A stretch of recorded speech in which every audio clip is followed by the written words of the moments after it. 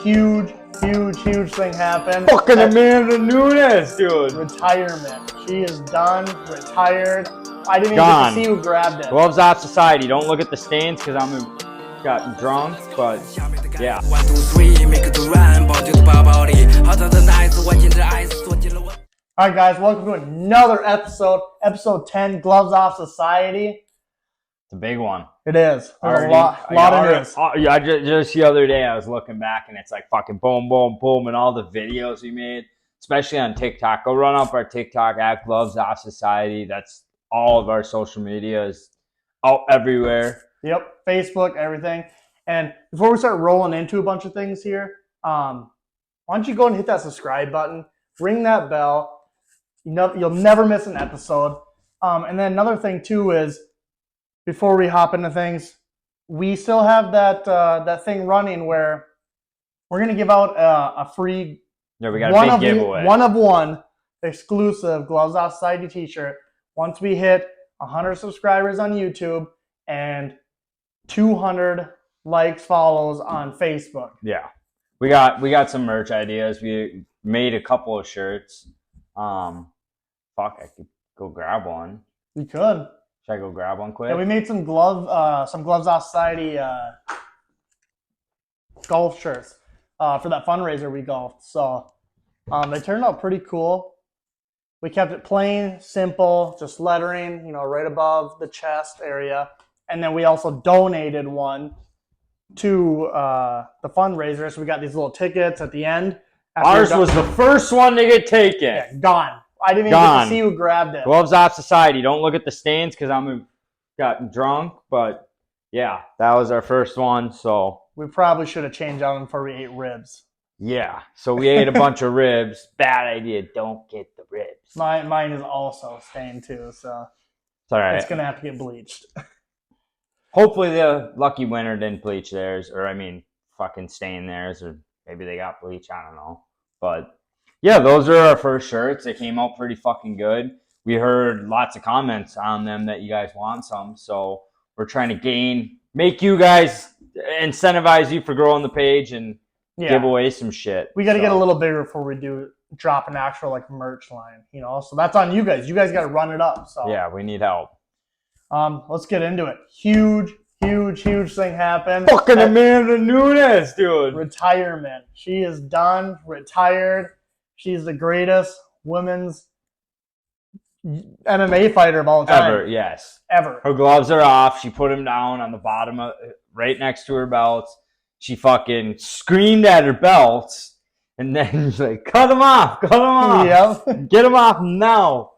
But, let's talk about it. So she beat, you were saying it earlier, some of the greats she knocked out. I know she absolutely fucking dumped Chris Cyborg. Yeah. I think within the first minute. And then, let's just run it off.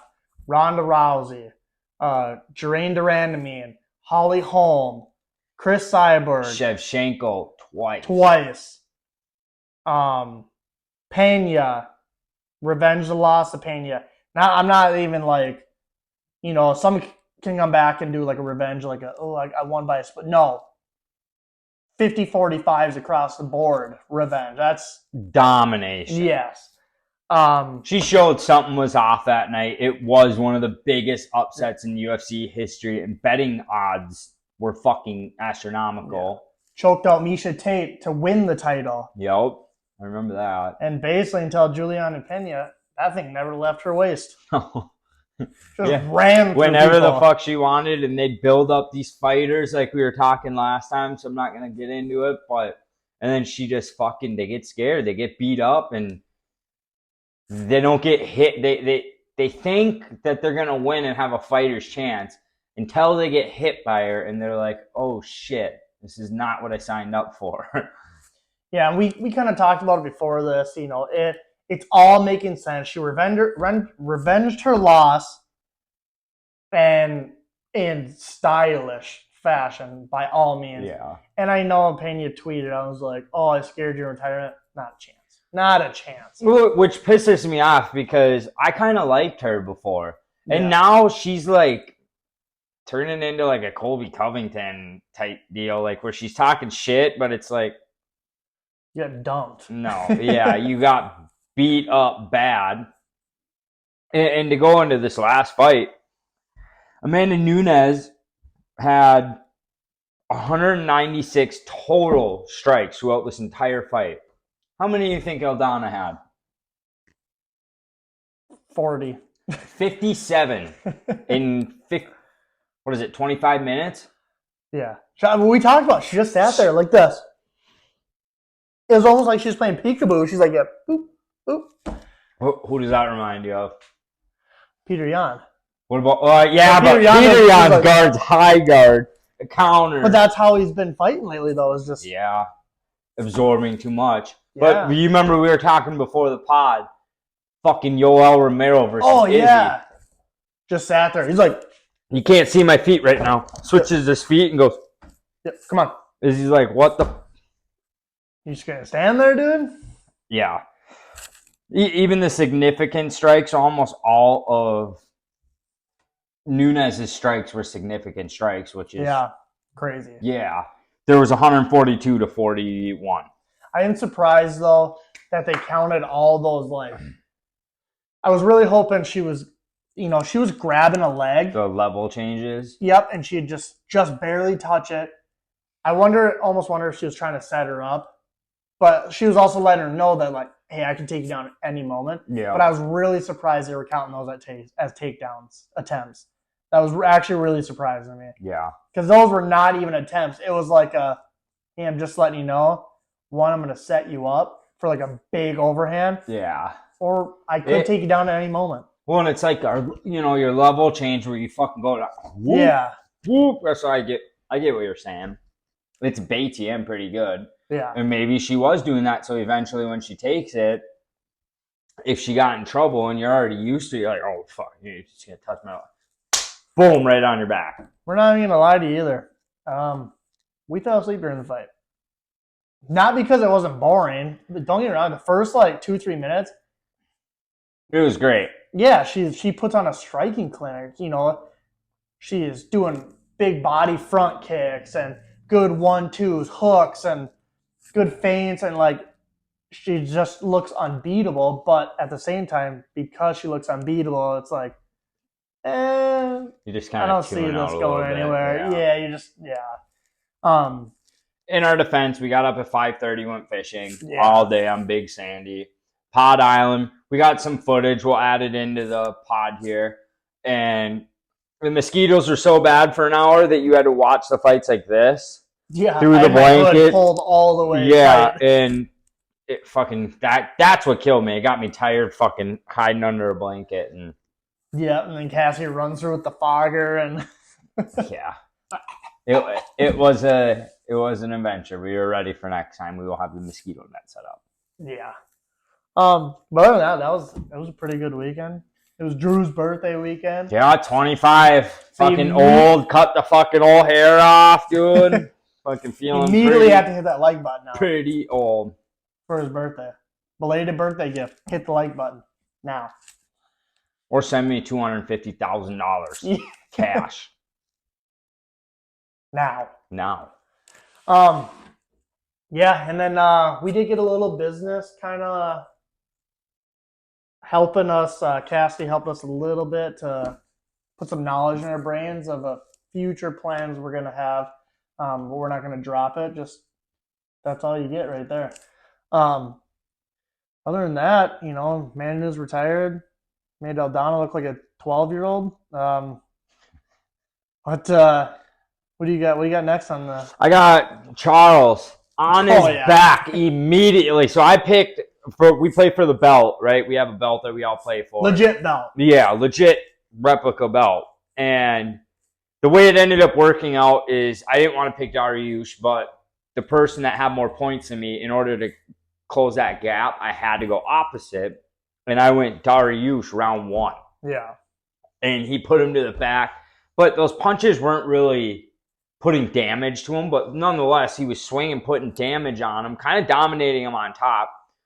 The way Charles fights, that looked like a normal fight. He's getting his ass beat. And Dariush kind of blew himself out. And then they stand up. He starts throwing wild fucking punches, and Charles is just right down the pipe. Boom, boom, boom, boom. Looked like Poirier, and he stood in there, and he fucking dumped his shit. I watched a TikTok this morning where it's like, poof, poof, poof. He gets double pumping. You see his fucking health going down. It's like, damn. But yeah, when he had him on the ground too, and he's just like, bam, bam. Yeah. I was like, oh my, he's out. He's out. He is out for 100%. So that just speaks to Charles. I will say that fucking Vancouver loved Charles. They're talking about it all over social media. Everyone in there was standing up, screaming for Charles, and he dropped some English. How long do you think he practiced that in the mirror? Oh, fuck, months. But you think about it, he's been around the UFC for so long, and he's a big name. You know, he's got some huge wins. Remember that little clip I added?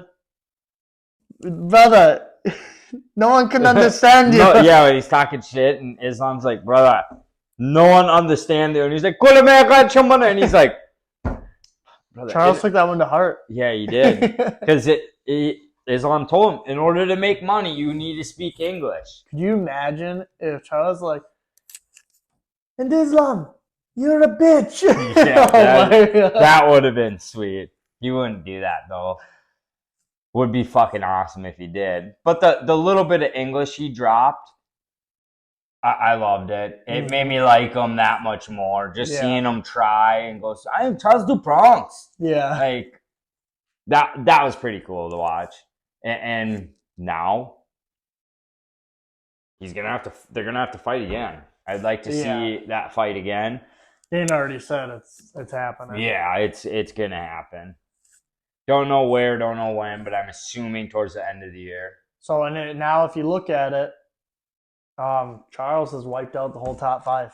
Yeah, he's one of the only fighters too. I thought I seen somebody else. It might have been either Izzy or Kamara before he lost that fought. Excuse me, the top 5. Not many people do that as a contender or a champion. That line them up and knock them down. They kind of get blurred in. They fight a 9 or I could see someone else. Another guy that has done it would be Robert Whittaker. Yeah. I mean, who hasn't he fought in the top 5? But anyways, I mean, either way, it's impressive because the lightweight division is stacked. Yes. Like, heavy. Yeah. And he did it with convincing. Yeah. Like, there's Poirier, no guesses. Gaethje, Dariush. Headshot. Bang! Literally, yeah. Right? 1, 2. Oliveira's 1. So that leaves you 2, 3, 4, 5. What else did he beat? No idea. Doesn't matter. Anyways. There we go thinking again. Yeah. I know you got a highlighted fighter on there. Yes. So we kind of missed this guy. I remember watching him a fight or two ago, and he fucked the dude up right away and submitted him. Just like his fight just happened. Super technical. But his name is Mike Malott. Malott. Proper Mike Canadian. Malott. Fucking French in there. François. So this dude put a fucking star next to him when he comes up on the next card because you're going to want to watch him. Yeah. He is a fucking stud. He came out crisp, nice fucking punches, and the dude was like getting hit, and he's like, oh, fuck. Uh-oh. And then he just kind of, the second round starts. He had him fucked up in the first. If he would have thrown the sink in, he would have finished him right away. But that shows he knows, hey, we'll go to the second round. This dude's hurting bad and put pressure on him. I'll finish him then. Does that, gets him to the ground. And, of course, I picked Mike Malott. Round 2, stoppage. And he fucking dumps him. The dude's like almost out. And he just gets behind him and taps him. I'm like, motherfucker. I need that 3-pointer. Yeah, I need that 3-pointer. But yeah, he was fantastic. He looked crisp and perfect. He was checking. He was dodging. So, I mean, I slip in. He looked very, very good. Very crisp. Canada's 5-0 on that fight. So, for overall that card, we weren't really too excited. It ended up being a pretty good card. Yeah. Dana must have said some shit. Extra bonuses will be given out because everyone came out ready to fucking fight.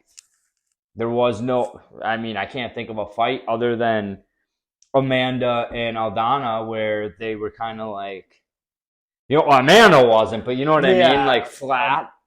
The rest were ready to fucking go. Canada went 5-0. That's pretty cool. But other than that, stay on your side. Keep your fucking wildfires out of here too. Yeah, what the God. It's literally right now. So You guys smoky. can't see it. It's the OBX filter. Literally looks like we're in fucking Outer Banks right now, and there's a camera just following me around. Fucking felt like I was player one today at work. Fucking camera following me around. Fuck, shoot. But, yeah. So and then I wanted to talk about our boy Nate. Nate Train. He fought his fucking ass off against a good guy. Really good guy. Dan Edge. Eeg. Yeah. Eeg. Eeg looked great. He was pretty perfect except the last round. In round 3, he was punched out. Yeah. And fucking Nate just kept head kicking him. You could tell his arms were beat because he didn't even want to fucking throw it up like this. He'd get hit and he'd just be like, fuck, dude. And he kept like putting his arms down and, like letting him, his arms were blown out from getting kicked and blocking so much punches because Nate Train kept getting hit and kept coming at him. Yeah. That's one of those fights where Nate Diaz, but he needed 2 more rounds and I think he might have fucking edged him. Yeah, 100%. But our boy lost, so sorry, Jeff, if you lost the house for the 3rd time, but at least we're repping your All-American Wrestling Club, Academy Club, whatever. You know what I mean. Go follow them. Go give them a follow on Facebook. Run it up. If you want your kids to win a state title, you should probably go there. You should probably go there if you ever want to be even close as good as me and Drew. All right. But, so I mean, it was a pretty good card overall. I'm sure you guys enjoyed it if you watched it. If not, probably a fucking weirdo. So. When we thought it was going to be shit, too. Yeah, we weren't really that excited. You could probably tell in the pod. But now we're on to bigger and better things. Who knows? These cards could be duds. Yeah. They could be. It could be. But the way that, like, this next weekend, I'm super excited for because one of my favorite fighters is in it. So we'll jump right into that. We got the headliner, Marvin, the Italian Dream, Vettori, number 3 in the world, versus Jared, the Killer, Gorilla, Cannonier. Dude, he used to be a heavyweight. I know. He got a fucking bacteria or some shit and got super sick. Lost a bunch of weight. I just remember him like at heavyweight, and then all of a sudden I see him fighting at light heavyweight, and I was like, oh, he looks in a better shape. And then all of a sudden, middleweight, and I was like, okay, he's a big dude. Yes. And he punches like a fucking heavyweight. Yeah. He was knocking dudes out at heavyweight. Yeah, he was. Oop, I almost unplugged that. So Jared Cannonier, he's coming off a fight with Strickland, and he ultimately ended up winning that, and that was a pretty good fight. But before that, his last loss was to Israel Adesanya. Then, if you recall, Marvin Vettori lost twice to Izzy. I think they ran it back. Yeah, way back when, and then they ran it back for a championship and lost again. So there's a common loss. They both got decision. Neither of them got finished. And what else did I want to say? Jared Cannonier has beat Kevin Gastelum, Derek Brunson, and Anderson Silva. So he's beat some notable names coming up. And then he lost to Israel, and then he just fought Sean Strickland. Who did? Cannonier. Cannonier's also fought Whitaker too. Yes, he has. They both have. Vittori has too. Yep, I got that. Both. Basically, what I was looking up, Marvin Vittori just beat that Roman I don't know how to say his name. Dies. I should know this shit. Sorry, guys. But some of the foreign shit I can't pronounce. I know. But you get, so this Roman dude, pretty tough fight actually. But he ultimately ends up getting a decision. He lost to Whitaker decision. He beat Costa, lost to Izzy, beat Holland. And they both beat that Jack Hermanson dude by a decision. So really, when it comes down to it, Be a pretty equal fight. it's fucking right there. It's a fucking coin flip. It's battle of wills. Pretty sure Vittori's a wrestler, like kind of grappler. Yeah. And Cannonier's obviously big striker. Straight striking, yeah. He's clean, crisp, boom, boom, boom. Or Tori fucking looks like that. What's that thing from Goonies? What's his name? Thing. Hey, you go, baby Roof. Yeah, that guy. That's what he fucking looks like.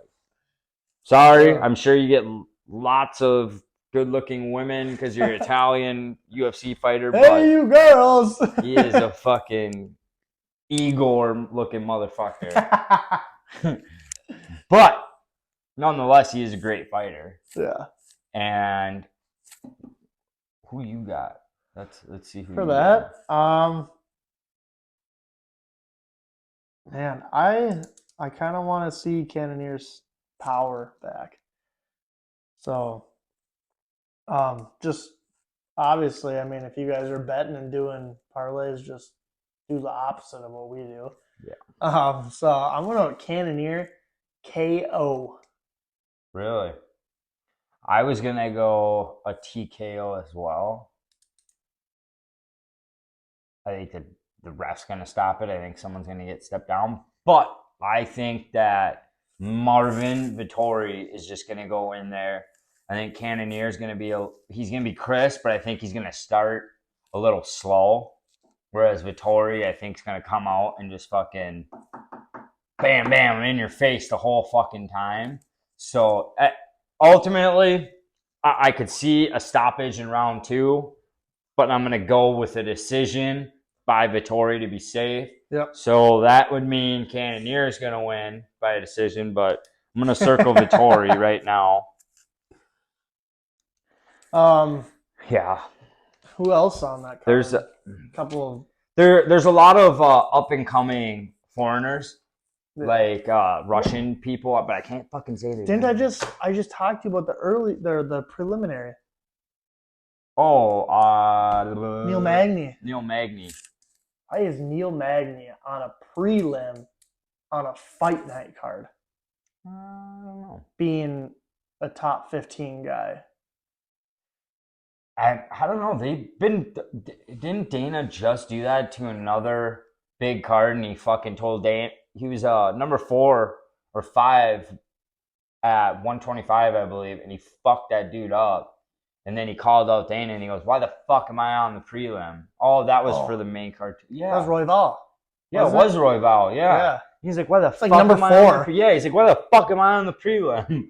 And then Dana was like, "Yep, sorry, give you some more money." Yeah, I fucked that up. That won't happen again. Speaking of, we need to just rewind just a little bit. I talked to you about an early prelim fight that happened.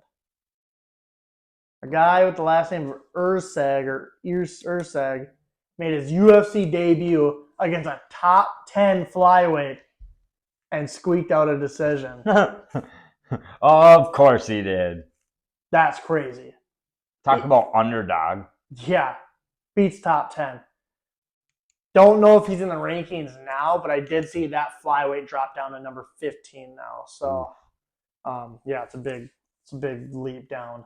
But I mean, hats off to him. Yep. That's great. What a great debut. You literally couldn't ask for anything better. They hand you a top 10 opponent right away. The only other guy I know that's happened to is Justin Gaethje.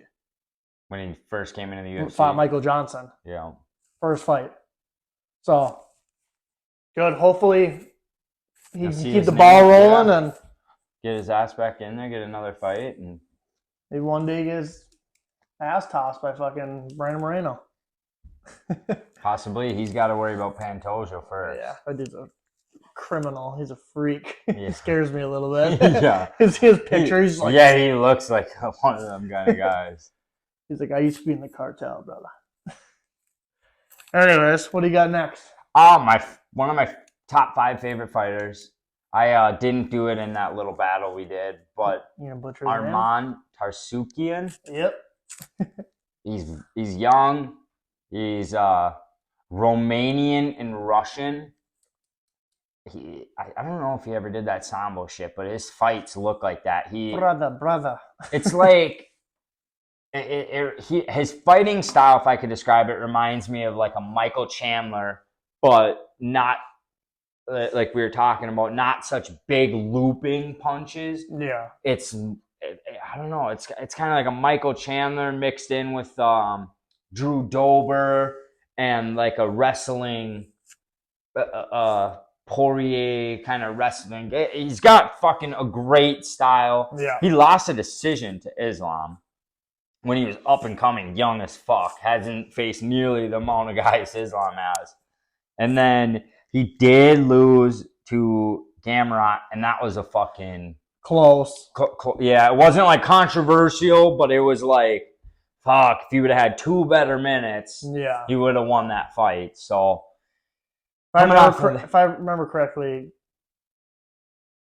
oh no, was that might have been a different fight with Gamrot. Never mind. but he also beat Matt Steamroller Frivola, who we were talking about on the podcast. You guys might remember that. Who's also a tank. Yeah, a fucking monster, and he beat him. So the guy he's fighting, his name's Joaquim Silva.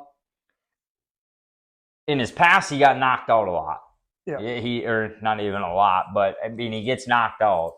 And his last win was against some Ronson dude in the UFC.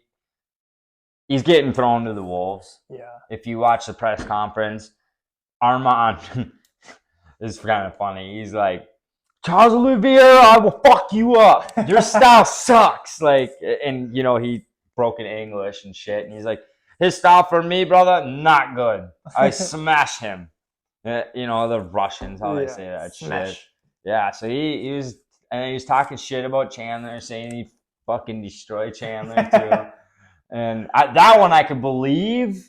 Yeah. Charles, I mean, you gotta fight a fucking, hold on here. You gotta get up in there before you, but you speak it, you believe it, you do it. And Bob's to my boy.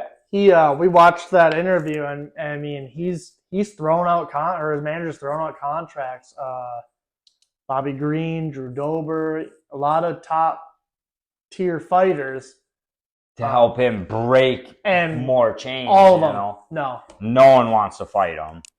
He is a fucking problem. Then, yeah, he's got 7 knockouts. So in the UFC, so I mean, and he's got some submissions. He likes to take them down, beat the shit out of them, and he's had some vicious knockouts too that you guys have probably seen on the UFC highlights. And he's just, ever since I watched him, I was like, "Fuck, dude, this is one of my favorite guys." And it's cool because he's like Romanian, Russian, and he just fucking comes out there, no gas tank, in a good way. I mean, just straight fucking, boom, doesn't care. So. Tune into that fight as well, because that is going to be, I'll be watching it, and it's going to be a fucking We'll have to stream another one for you guys. Get you guys more involved, too. Yeah. You know? If you guys pull up, I mean, the last time you guys didn't even fucking watch. So, that's kind of sad. But I shouldn't talk shit to you guys. We love you. So... Yeah, and keep fucking, when you guys see us and you're like, when we were at the golf tournament, that was so much fun seeing everyone that they're talking to about our shirts. Yep. God, that was a cool feeling. And a lot of people were saying like, "Oh yeah, I've watched it here and there." And you people that are watching it, just share it with other people. It takes 2 seconds to just, you know, me or Drew, we always post when the video comes out on Facebook. it takes 2 seconds to share. Yeah. And we see who likes the page and stuff like that. And I mean, it's whatever, but like, I hear it all the time, like you said, I watch the video, but fucking like it, please. That would be awesome because hit the that helps subscribe us get out there. Yeah. You know, if you're watching it, we love that, but make sure to like it, subscribe, and all that fun shit for us. It only boosts our page and helps us. Mm-hmm. The goal is to one day be fucking flying to UFC events, being in the media, and not having to do our fucking shitty blue collar jobs. Yeah.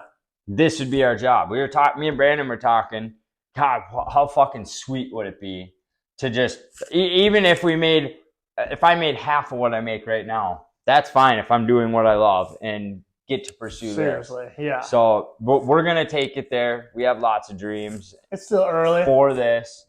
And yes, and it comes with time. Everything falls into place. Like Connor said, you speak it, you can achieve, or whatever you fucking you can speak it, you can do it. Yeah, right. You know what the better one is? The Rockhold one. Or remember when Bisbing was like, see, believe, achieve. He's like, what does he say? Doesn't he go, shut the fuck up? Yeah, shut the fuck up. Yeah, because he's like, I believe I can knock him out in the first round or whatever. And he's like, shut the fuck up. He's getting all soft. I mean, we just got soft. We appreciate you guys so much. It's starting to come together. Make sure you guys go run up the TikTok. We try to post them to our Facebook and Instagram as much as we can. Yeah. But we're posting almost videos, sometimes 3 daily on TikTok. Yeah. And that's a really easy page to find what we're talking about, what our highlight videos are, some of our favorite moments, our top fighters. So make sure you guys tune into that shit as well. Yep, we just posted one today about Amanda Nunes retiring. So, I mean, yeah, go again. One share leads to another share and another share, and then all of a sudden we're blowing up. And then those people go see our YouTube and our Facebook, and they like and subscribe there, and we can do this full time. Yeah, that's the dream. That's the goal. That's why we are in talks with making this better and looking at it the long haul. Yep. You know, we're not going to have this kind of stuff forever. This is temporary. And with your guys' help, we can change it. So, on that note, I think we call her. Yeah, episode 10. In the books. It's in the books. We'll see you on the next one.